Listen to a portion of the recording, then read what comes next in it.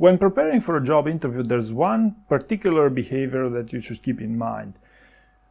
People always tend to do what's easier for them.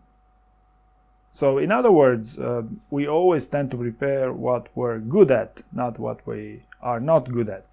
And in many cases, we do this because our subconscious tells us, hey, okay, what if you switched on to that thing that you feel the most comfortable doing? So the first question here is, what is that one thing you are not as good as you thought at?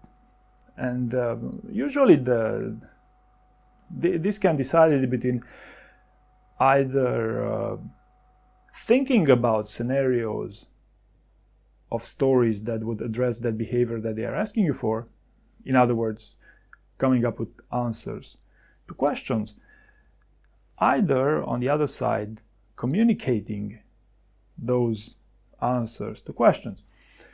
Now, to give you a simple example here, if you would be a job interview candidate and you'd be regularly attending conferences, making presentations, essentially you'd be good at speaking, then your preparation process should at least begin by brainstorming and by focusing that you will have enough quality information that you will be talking about during an interview. So, for example, if you would be preparing for an on-site behavioral interview, you would ensure that you would have 20 stories that you would want to refer to during the interview to basically future-proof you no matter what question they throw at you. Right? Now, the other extreme would be if you're a technical person or if you're an IT person.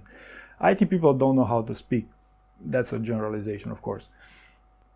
So then you tend to prepare too much on making sure that you have an answer to any possible question.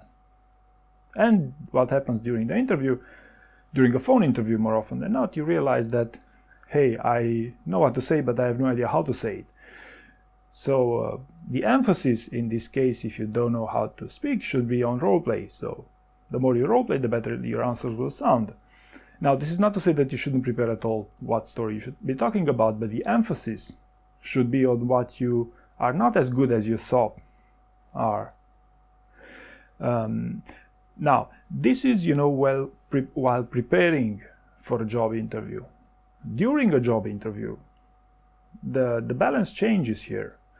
So during a job interview, and by the way, this is not something I came up with. This is well known that you should be focusing on your strengths, whatever those strengths are. So if you're a speaker, you should be focusing on speaking things effectively and putting together a great show eventually. If you're not good at speaking, if you're good at, talking about substance, well, then simply don't talk for half an hour about the same thing. Keep it straight, keep it concise, focus on your strengths, and move on. That's how you optimize your chance to get the job interview. So I guess the main conclusion of this video is to, first of all, know very well what you are good and what you're not good at, and focus your preparation process so that you can become good as possible within the time constraints of an interview. You have more time to prepare for an on-site interview than you have for a telephone interview.